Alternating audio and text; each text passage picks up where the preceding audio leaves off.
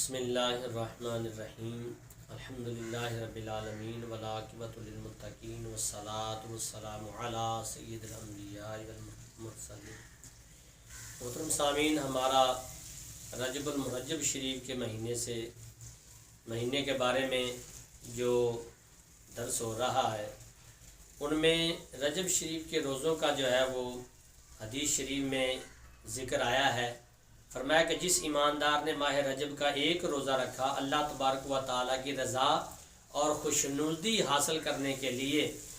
تو ایک روزہ رکھا، اللہ تبارک و تعالیٰ اسے دوزخ سے 70,000 سال کی راہ پہ دور کر دے گا۔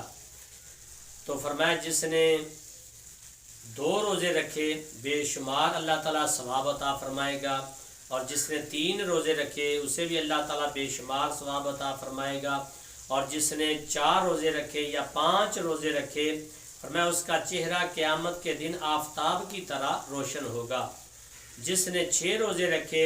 میزان پر اس کی نیکیوں کا پلہ بھاری ہوگا، اور جس نے 7 روزے رکھے، فرمایا کہ دوزخ کے دروازے اس کے لیے بند کر دیے جائیں گے، اور جس نے 8 روزے رکھے، فرمایا جنت کے 8 دروازے اس انسان کے لیے کھول دیے جائیں گے، اور جس دروازے سے چاہے وہ جنت میں داخل ہو جائے۔ اور جس نے 9 روزے رکھے، فرمایا قبر سے کلمہ پڑھتا ہوا قیامت والے دن باہر آئے گا، اور کوئی رکاوٹ نہیں ہوگی اور جنت میں چلا جائے گا۔ اور جس نے 10 روزے رکھے، فرمایا 2 سبز بازو عطا کیے جائیں گے جو ہیرے جواہرات سے مزین ہوں گے، ان کے باعث وہ اڑ کر ان بازوؤں کے مدد سے اڑ کر پل صراط سے بجلی کی طرح گزر جائے گا، اور قیامت والے دن صاحب فیض اور کمال ہوگا وہ انسان،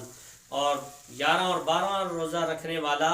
افضل ترین ہو جائے گا اللہ کی بارگاہ میں، اور 13واں روزہ رکھنے والا عرش کے سائے میں ہوگا، اور 14 روزہ رکھنے والا اللہ تبارک و تعالی